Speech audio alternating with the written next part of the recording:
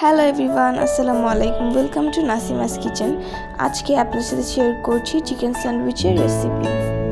এই জন্য প্রথমেই একটা বলে নিয়ে নিচ্ছি 1.5 কাপ বোনলেস চিকেন।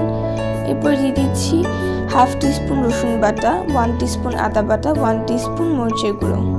এরপর দিচ্ছি হাফ টিস্পুন গরম মশলার গুঁড়ো, 1 টিস্পুন জিরার গুঁড়ো, স্বাদমতো লবণ এবং 1 টিস্পুন লেবু রস। এরপর সব কিছু একসঙ্গে মেখে নিয়েছি। এবার চুলায় একটা প্যান বসিয়ে তেল গরম করে নিয়েছি এবং এতে দিয়ে দিচ্ছি মাখিয়ে রাখা চিকেনটা।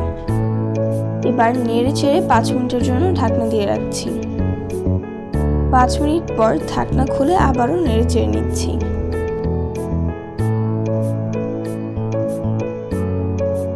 এরপর আবারও ঢাকনা দিয়ে 5 মিনিট রান্না করে নিয়েছি এবং এরপর আবারও নেড়ে চেড়ে নিচ্ছি। এবার আরও কিছুক্ষণ নেড়ে চেড়ে নিয়েছি এবং চিকেনের পানিটা শুকিয়ে আসলে নামিয়ে নেব।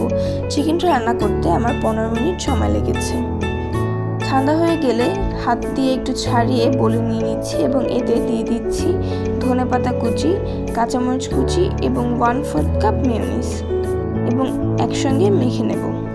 মেয়োনিজের রেসিপির লিঙ্কটা ডেসক্রিপশন বক্সে দেওয়া থাকবে, চাইলে সেখান থেকে দেখে নিতে পারেন। এবার মাখানো হয়ে গেলে ব্রেডে দিয়ে দিচ্ছি এবং এরপর এর উপর আরেকটা ব্রেড দিয়ে দিচ্ছি। ব্রেডগুলোর সাইডের অংশ আমি আগে থেকেই কেটে রেখেছিলাম। তৈরি হয়ে গেল মজাদার চিকেন স্যান্ডউইচ। আজকের ভিডিওটি এই পর্যন্তই। দেখা হচ্ছে নেক্সট ভিডিওতে। আল্লাহ হাফেজ।